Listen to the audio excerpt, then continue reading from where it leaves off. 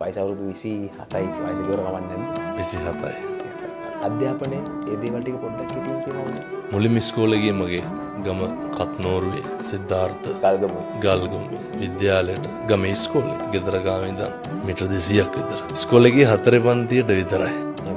ශිෂ්‍යත්ව ලියන්න ඔන්න මෙන්න කියලා තියලා වගේ තමයි 2007 මේ 26 පැවිදි වුණේ.